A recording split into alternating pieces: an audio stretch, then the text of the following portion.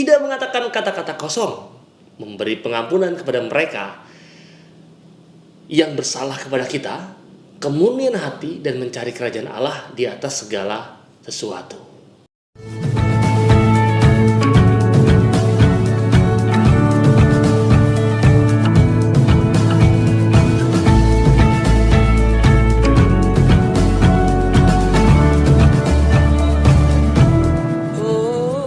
Kita ketemu lagi dalam cerita Mogan.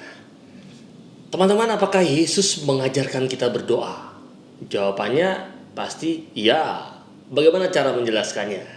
Nah, sebetulnya teman-teman yang terkasih, dengan Yesus berdoa, dan kita paham itu dan tahu dalam keseluruhan Injil yang dapat kita baca, sebetulnya ia mengajar kita bagaimana harus berdoa. Maka sejak khotbahnya di bukit dan seterusnya, Yesus mengajarkan pentingnya pertobatan hati, yaitu berdamai dengan sesama sebelum mengajukan yang namanya persembahan kepada Tuhan. Mencintai musuh, berdoa bagi mereka yang menganiaya kita, berdoa di tempat yang tersembunyi, tidak mengatakan kata-kata kosong, memberi pengampunan kepada mereka yang bersalah kepada kita, kemurnian hati, dan mencari kerajaan Allah di atas segala sesuatu. Maka awal dari sikap doa yang baik adalah pertobatan hati untuk memperoleh hati yang murni. Hanya dengan pertobatan inilah hati kita belajar untuk berdoa dengan iman. Iman yang dimaksud di sini adalah melekat kepada Tuhan seperti seorang anak melekat kepada bapaknya.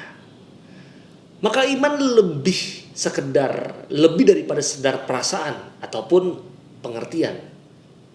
Kita dapat memperoleh keratan sedemikian dengan Allah karena Kristus telah membuka jalannya untuk diri kita. Kristus sendiri adalah pintu dan jalannya kepada Bapa. Seperti halnya Kristus berdoa dengan didahului oleh ucapan syukur, demikianlah kita pun harusnya mengawali doa kita dengan ucapan syukur sebelum menerima berkat-berkatnya. Dan Yesus mengajarkan kepada kita agar memiliki keberanian sebagai apa? Sebagai seorang anak yang meminta dengan penuh iman kepada Bapaknya. Maka Yesus berkata, apapun yang kamu minta dalam doa, percayalah bahwa kamu telah menerimanya dan kamu akan menerimanya. Ini adalah doa yang dengan iman yang tidak ragu-ragu. Segala hal mungkin terjadi bagi orang yang percaya.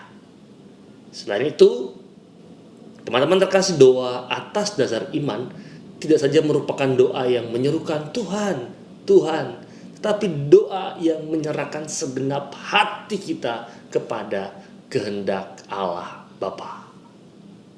Teman-teman terkasih, selain itu juga Yesus mengundang kita untuk terus berjaga-jaga. Dalam doa kita berjaga-jaga, menaruh perhatian kepadanya yang hadir di dalam diri kita. Kita mengenangkan saat-saat ketika dahulu ia pernah hadir di dunia dalam kerendahan sebagai seorang hamba. Dan kita mengharapkan kedatangannya dalam kemuliaannya. Maka doa baik kita adalah perjuangan. Dan hanya dengan kesetiaan kita untuk terus berjaga dalam doa, kita dapat terhindar dari jatuh ke dalam yang namanya pencobaan. Maka Santo Lukas itu mengemukakan 3 perumpamaan tentang doa yang luar biasa baik. Yang pertama adalah sahabat yang mengganggu. Kita bisa lihat dalam Lukas 11, 5 sampai dengan 13. Itu untuk mengajarkan agar kita tidak bosan untuk mengetuk pintu, memohon kepada Allah. Ia akan memberikan apa yang kita perlukan, terutama Roh Kudus yang mengandung semua karunia. Yang pertama adalah sahabat yang mengganggu, yang kedua adalah janda yang mengganggu dalam Lukas 18, 1 sampai dengan 8. Untuk mengajarkan agar kita berdoa tanpa henti. Mengajarkan kita untuk berdoa tanpa henti dengan kesabaran iman. Dan yang ketiga adalah orang Farisi dan pemungut cukai. Untuk menekankan pentingnya sikap kerendahan hati dalam doa. Tuhan kasihanilah kami orang berdosa. Lalu gereja menjadikan permohonan itu sebagai doanya. Kyrie, Kyrie eleison, Kyrie, Kyrie eleison. Dan akhirnya teman-teman kita mempercayakan misteri doa itu kepada para muridnya. Yesus mengatakan kepada mereka dan kepada kita agar dalam doa kita meminta dalam namanya dan bukan dalam nama yang lain. Untuk itu dibutuhkan iman. Iman kepada Yesus. Dan inilah yang mengarahkan kita untuk mengenal Bapa. Iman ini membuahkan kasih yang berarti melakukan segala perintahnya dan tinggal bersama Yesus dalam Bapa. Yang di dalam Yesus telah begitu mengasihi kita. Dan akhirnya dengan kesatuan kita dengan Allah ini, maka segala permohonan kita akan didengarkan olehnya. Juga jika kita menyatukan doa-doa kita dengan doa Yesus, maka Allah Bapa akan menyerukan kepada kita seorang penolong yang lain yang akan menyertai kita selama-lamanya, yaitu Roh kebenaran. Dalam Roh kebenaran, yaitu Roh Kudus, doa kita adalah persekutuan kasih dengan Allah Bapa dan Putra. Dan karena itu apa yang kita minta akan dikabulkan oleh Tuhan.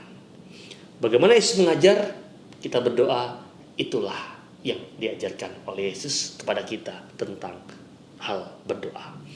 Maka saya mengundang dan mengajak Anda, mari kita punya iman yang baik kepada Yesus yang sebagai perantara kepada Bapa kita. Dan mari kita jemu-jemu untuk berdoa seperti Yesus ajarkan kepada kita, para muridnya. Semoga membantu. Jangan takut, jangan malas untuk berdoa. Mari kita berjuang untuk sesuatu yang lebih baik. Kita ketemu lagi dan kita Mogan yang berikutnya. Saya Romo Gandhi. Salam.